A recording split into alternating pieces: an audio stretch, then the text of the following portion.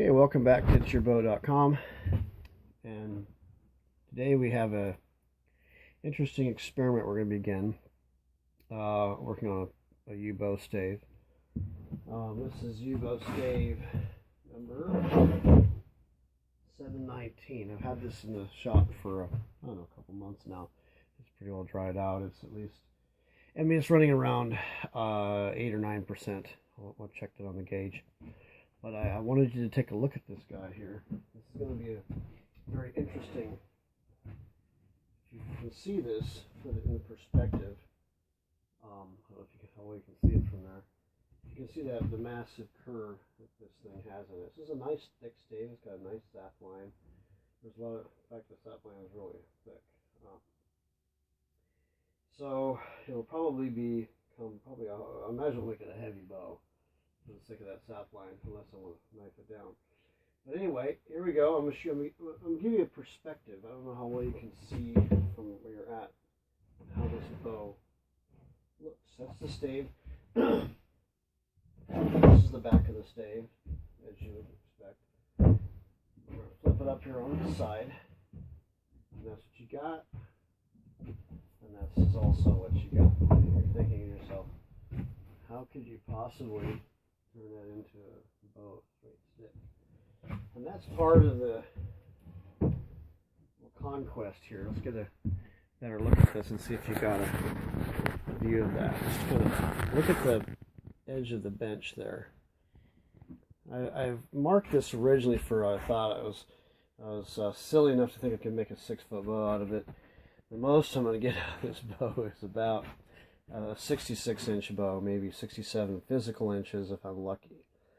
And it's probably going to be a pretty powerful bow because we've got a really thick sap line unless I want to take it down some. Of course, it's all circumstantial too. We don't know how this would. We don't know how this stave is going to act at all.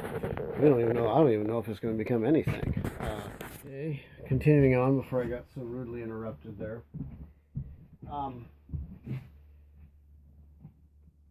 I think we can do something with it. I'm just going to give it a challenge here. And this is sort of the challenge that I had in mind. Well, I saw this stave and I thought, I'm going to see what I can do with this thing. I've done some pretty similar stuff, but this is a pretty high arc there. You know, I mean, we're going to remove some material here, all along here. As you can see, I've got lines marked there. I was experimenting with stuff. But you're looking at, to the physical material there, about 1 3/4 line. We have an arc in the middle. Okay, so it's quite a leap.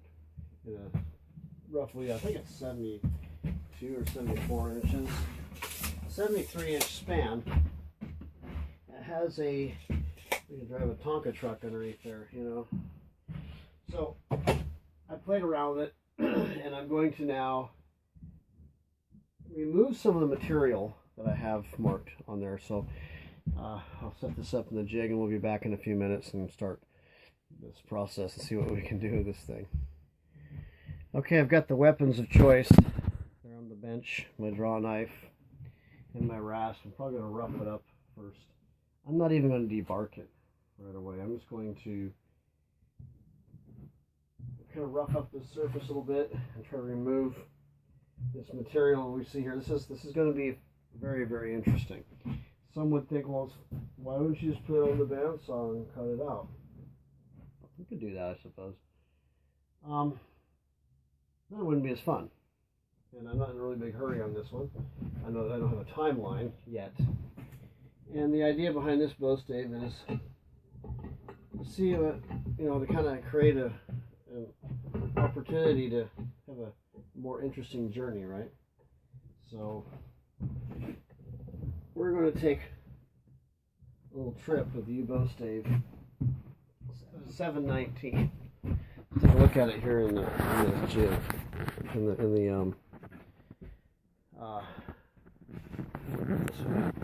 you can see how it looks like a rocking chair, you know, kind of thing. But we're going to remove material in places that supposedly, theoretically, I mean, I've worked staves similar to this. This is kind of in the extreme. And I've taken twists out of stave and some out of staves, and someone could think, well, why don't you just steam it? Well, this is lateral, so I don't know, pulling to the side, it's not going with the grain. So I'm going to have to remove material to make it work at all. And we'll see how close we can get to it even becoming anything on this. I'm going to start knifing a little bit on bringing some of this down so I can get sort of a straight line. My goal is to make as straight of a line as you could possibly make to have a reference point. I know it has the illusion of looking impossible. Maybe it's so. We'll see. But I'm going to break this down and go. I'm going to kind of get this edge a little eased up.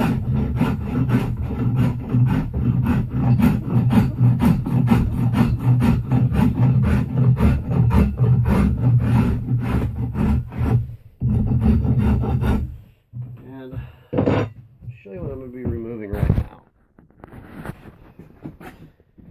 We're going to be going like right along in here. I'm going to try to take this down to that point where it's this, from what I could tell, and I put a board on it, end to end it creates a straight line. It goes to a point at the end, which offers the potential for a 66-inch stick. We'll see how it goes on that. I'll put you over here, maybe see if I'm going to do a good job on this or not. Just for a minute though. No, let you go and we'll come back and see what I've done. It's a lot of material, no question about it. But I've actually worked with staves much larger than this. I had to deal with it.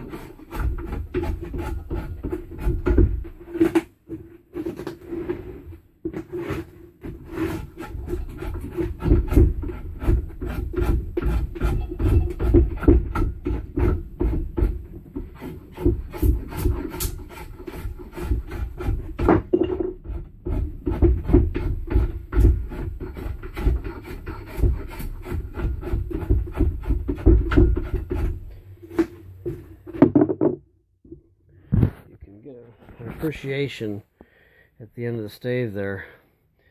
That's how much I've got to, well, I've already removed some of it, just like that all the way down. Hopefully can create a reference line all the way down this guy right here where it goes to a point. I've got it nipped off there. That's about where 66 or so inches is right there. That's what we want to try to do.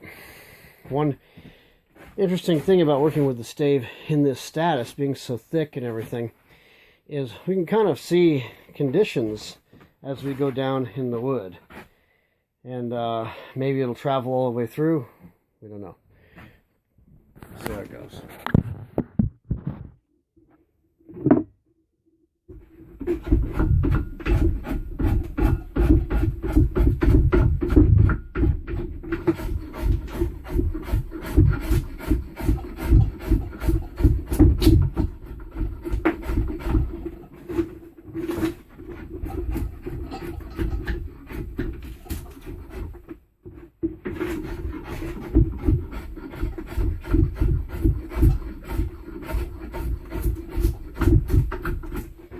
Funnest part is going to be working around this knot. What I might do is I'm going to scoop around it, around this knot.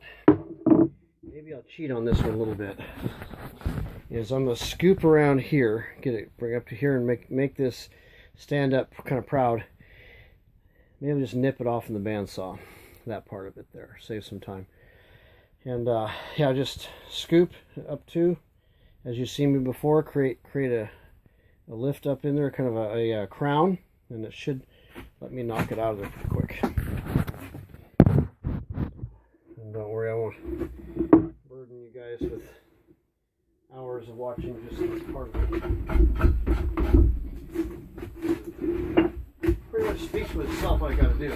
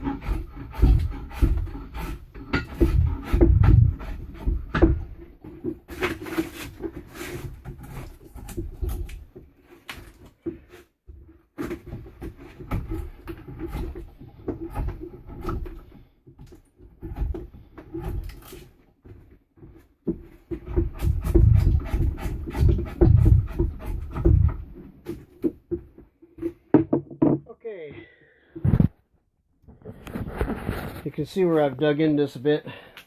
I'm going to continue to follow this path. I'm going to get these two elevated, nip them off on the bandsaw, and clean up this end down here. There's a bit of work to do on it, but next time you see it, we should have it. The idea is to have this stave at least having one clean straight side. So we'll get back 719 out of the bow vise, and I've trimmed down as much as I can close to that line, and we're going to knock off some of these lumps here. I've got both ends kind of prepared. As you can see, I've scooped down to those and elevated them. I don't know how, I'm going to draw some lines here in the back so I can kind of see them better. Kind of take advantage of the status of this stave, because it's kind of flat there on the bottom with the way it was. This was more of a sawed stave than it was totally split. So it has its advantages for that. So I'm going to kind of just do these places where I can kind of look at that. Same here.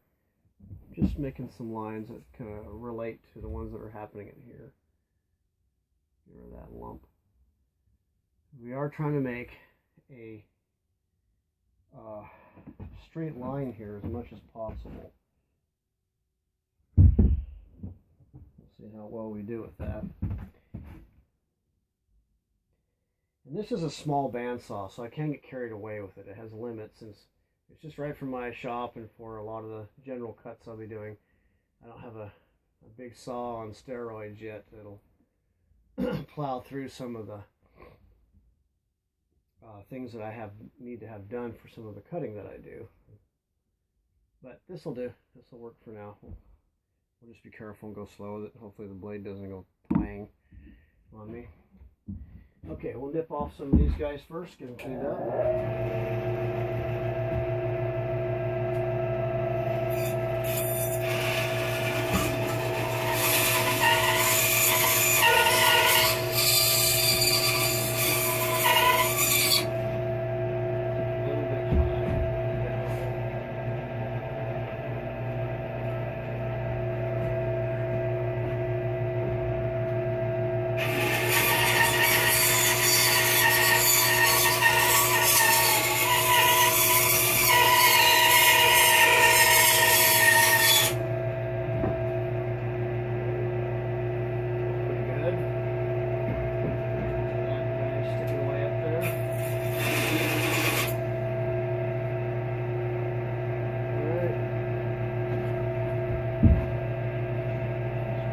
Here.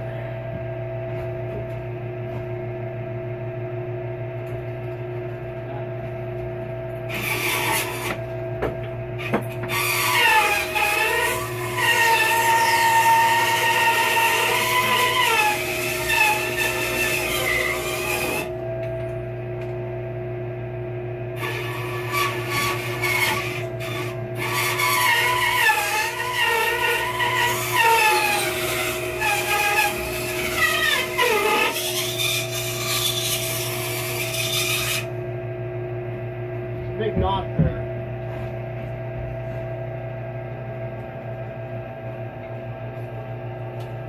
So it's making really big sounds.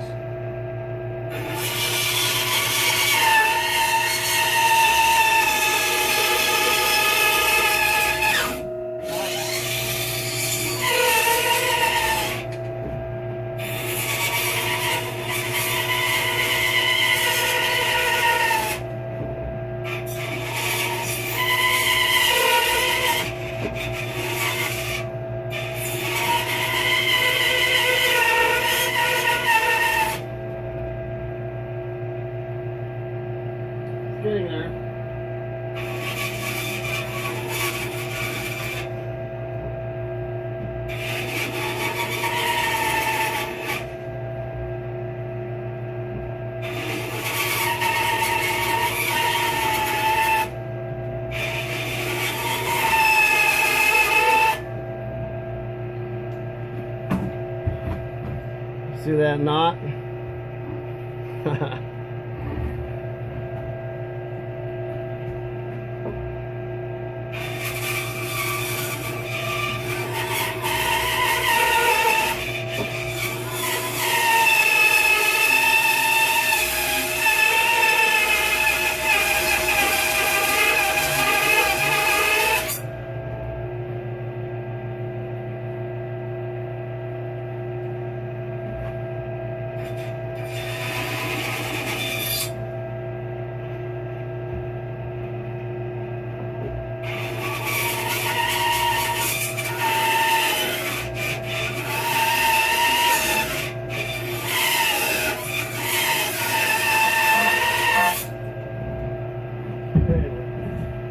Some progress on that guy. Put this guy further down.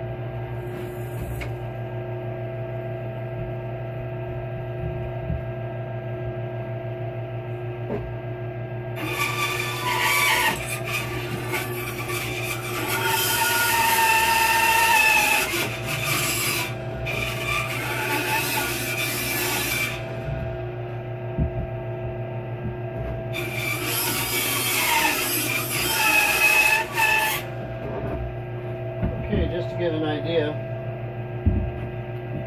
we have taken this down pretty good. It's actually gotten a lot straighter. Put this thing in the, so you can see it. But in fact, I'll give you the comparison on that in just a little bit. But it's actually gotten quite a bit straighter. We're going to see now. I'm going to put it up on the table and compare what's happened to it. Hello, welcome back to cheerbow.com. We are now returning on our big experiment with this Bowstave 719, the one that looked like it had a rocking chair limb effect to it, you know, where, well, you saw the videos previous to this. And I want to show you now what we've accomplished between the hacking, slicing, and dicing to bring this to a 66-inch stick. As you can see, that it's got some shape. It was, lost a lot of mass, and it's got a lot more linear effect to it now. We'll put it up on the bench to get the perspective back here on it. It is coming together, has possibilities. And something else is I'm going to sight down this bow here like this stick. And you can see where you can kind of rotate this a little bit and play with the back. You're not going to register this off the belly. You're going to register it off the back as best you can, as far as tip to tip, end to end. Because if you register it off the belly, it just kind of goes anywhere. So, oh, see this little gem right there? It's not bad. It's not that deep. I thought it was deeper than that. But we are going to continue this little journey here and see what happens with it. I have no idea. That massive sap line on the other side, it's because it has a roll in it like that. But we can work with that. It looks probably bigger than it really is. but kind of walks around there. But I have actually done very well with these sap lines in the past. Well, we'll just see what happens with it. It's kind of fun, and kind of tells you what you can do with this amazing wood called Pacific U, English U.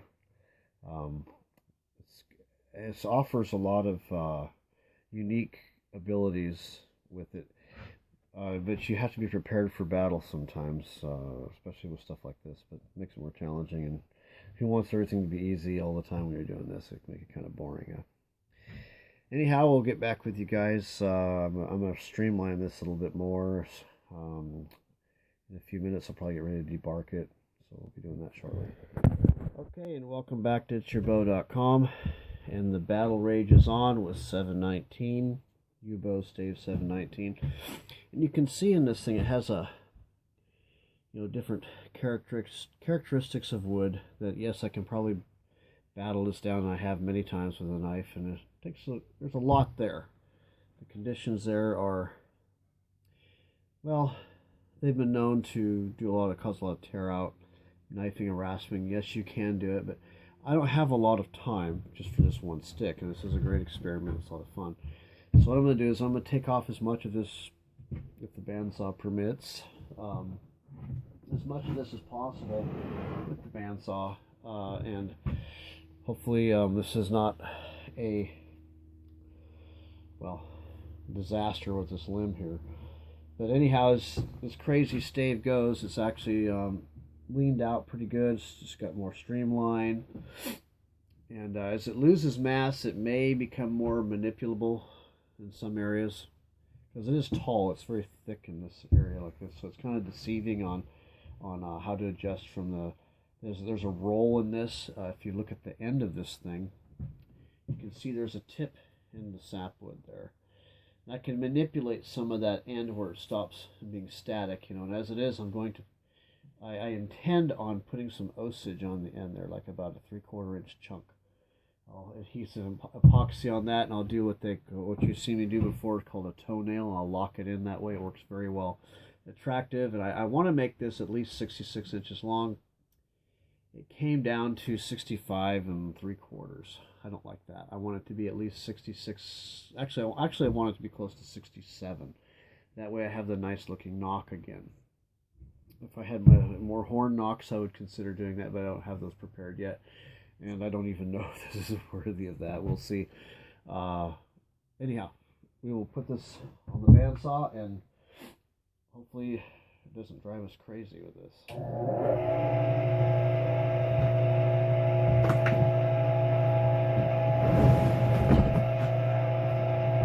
Here it goes.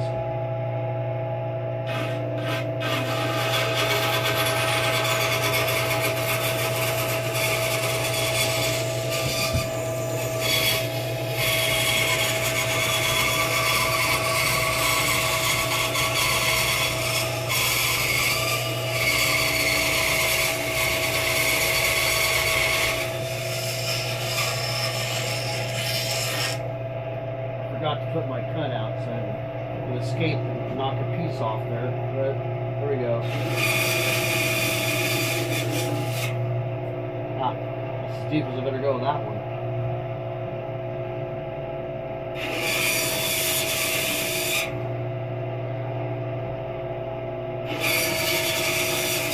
It's kind of a long trip down the limb. I put these little pop outs. Help a lot with fall away, and the blade doesn't get bound up. You should do that first. Sometimes I forget.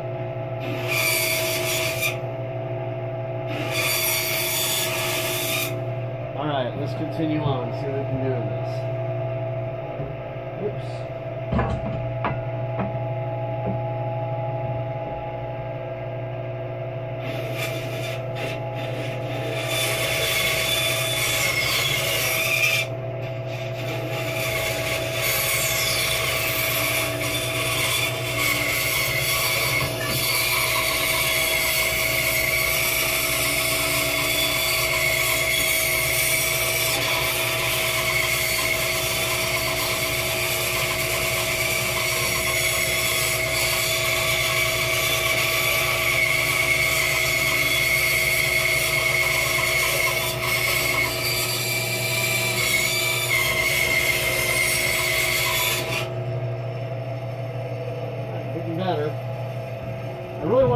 these knots right here, like especially in this area here.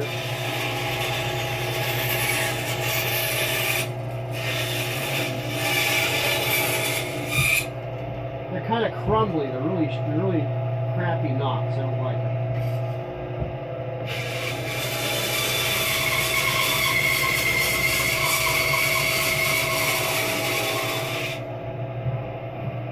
There we go.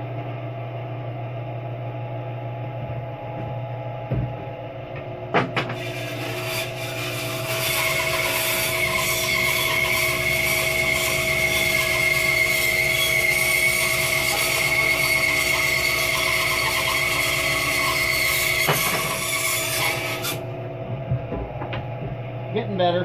What I'm doing here is just simply getting rid of that bizarre looking grain pattern where it's really brittle and chippy and crumbly. So I'm just removing that from the equation to make sure I can see the status of the conditions of everything down in here as I get closer to the sapwood line.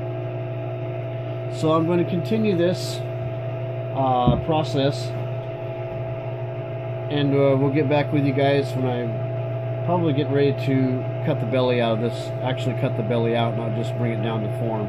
Right now I'm just making this thing a manageable piece all the way around, well, in these points, sides, belly, and so on, so it's so I can do justice with any kind of marking with it, have something to go by.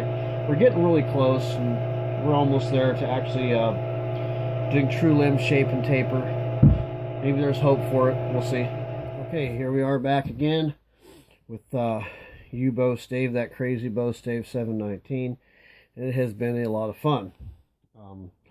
So I have once again been battle axing away with my 3 tools and my rasp, draw knife, and bandsaw. And we've chopped and chopped some more and sliced and diced, and let me see if I can put this camera in a different spot where I can see where it is. Okay. You can see now it's taking quite a bit of different form. It's got a kind of a wavy wiggle to it, but believe it or not, the tips are going to line up better than you think. And I am going to make this a 66 because I'm going to, as I mentioned, I'm going to add on a chunk of osage on each end, and I'm going to toenail it. It works very well. Right now, my main focus is getting any of the oddities out of the limb, and this is going to be a pretty narrow streamline bow. And I can see where I have to rasp a little bit more out of this side. It'll be very, very much pole-like. But you know, if I can make a bow out of it at all from this little challenge here, from what you saw it began, well, I'd say we've actually accomplished something pretty good. And I'm not sure how heavy it'll be, what its draw will be, but this has some very interesting stuff in it here going on. It has a very thick membrane there. The deep sweep in the corrugation here, which is going to make that limb bending a lot of fun. We have some interesting knots here that got to be scaled down, and I would say that those are going to be fun because, like I've told you before, those characteristics, they will, even though they stop right in this general area, their behavior continues through the limb. I've succeeded with these knots before many times, as you've actually witnessed me to do on cam, but you never know with these guys. So I am going to continue rasping these limbs to shape, and shortly we'll put it back in the vise and begin the actual belly shaping. I'll do the markings down the side, and we'll take it from there. This is going to be a lot of fun to get this guy to bend, because it has a really strong back set in it, which I like. I do like the back set in it because it actually reduces sort of a natural remedy against early setting, which happens really easily in a bow. No matter soft bows, it seems to be a trend. You can reduce it a lot by having an extremely dry stave, and of course your tapers being correct, tillering being proper. But all in all, there's still a chance of it setting. But this is, sort of has a natural remedy on it, and of course I don't know how well yet these limbs are going to survive the bending process. We're going to see that as we knife down into the belly what's going on with these limbs, because it very well could be we don't know the physics of it yet. I don't yet. There's places where it seems like it's going to be okay, some places, but I have survived. Well, the bow has survived in the whole process and actually went out the door and has been very successful. Some similar attributes, with the exception of the crazy curve that was in this one. This back of this bow has a tremendous walk in it. It's not even really a true total twist. It moves about, it rolls over, as I showed you before. And so that walk in it makes it hard to determine both center and the how the limb will taper. So you have to constantly keep watching and not be fooled by the belly or something that's going on. You following that line down here and working with it, because it's really easy to move it one way or the other and get a false view. So you have to choose what's your best line and stick with it and follow it all the way down. And hopefully you have enough material left, of course, without totally bastardizing the thing and making it completely, like I always say, it winds up being a crumbly toothpick.